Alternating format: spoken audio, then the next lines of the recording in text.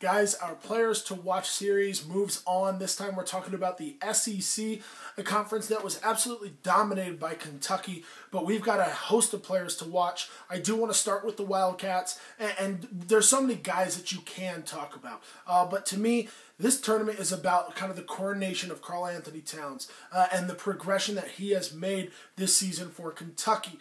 Certainly for much of the year, Jahlil Okafor at Duke was considered the best big man in the country and certainly the #1 pick in the 2015 NBA draft. The development of Karl-Anthony Towns has caused people to seriously reconsider that position. He's so athletic, he's so long, he's so skilled, his IQ and his feel for the game continue to improve each and every time he steps on the court. Watching TV the other day, a couple of analysts on ESPN were talking about it's almost physically noticeable in the way that he moves, in the way that he functions on the court, how much more he's kind of getting it each and every time he steps on the floor, and I could not agree more. Absolutely fantastic job by the Kentucky staff to bring him along. Karl-Anthony Towns, I really do think this tournament is going to be about bringing him into the spotlight fully for everyone in the country to appreciate. Everybody in the country knows Willie Cauley-Stein because he's been there for Kentucky. I think a lot of people that have just peripherally paid attention to the Wildcats need to get to know Karl-Anthony Towns right now. I think the SEC tournament is a really great opportunity for them to do it. I also want to move on to LSU.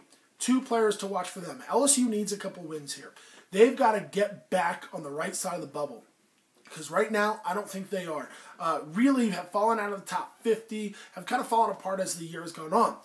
Jordan Mickey and Jarrell Martin are the two keys to this team. They make things go for the LSU Tigers. Can they pull it together to make a run here? Now, what you want to avoid are any early round letdowns, anything like that, but you got to pick up a top 50 win. You absolutely have to. Maybe even push Kentucky to a limit they didn't know they could be pushed to. Ultimately, what happens with LSU is still up in the air, certainly, but these two players are dynamic. This is probably their last year playing for LSU. They're both likely to head off to the NBA draft. They are my keys for the LSU Tigers, and whether LSU can make a run here and get on the right side of the bubble once again.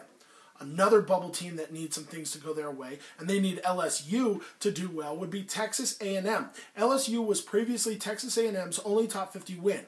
Now, they beat the Tigers twice, but with LSU falling off late in the season, Texas A&M is now without a top 50 win. And they're also going to be without Daniel House, the #1 scorer for their team, unlikely to play in the SEC tournament. I mean, if they advance to the finals, who knows what could happen. But nonetheless, it looks like the scoring priorities are going to fall on Jalen Jones and Alex Caruso. Jones at just over 13 points per game, Caruso just under 10 points per game. These two guys really need to step things up for the Aggies if they want a chance to go dancing. So those are my names to watch in the SEC tournament. Certainly 4 from 2 different teams, and then the coronation of Karl-Anthony Towns for Kentucky.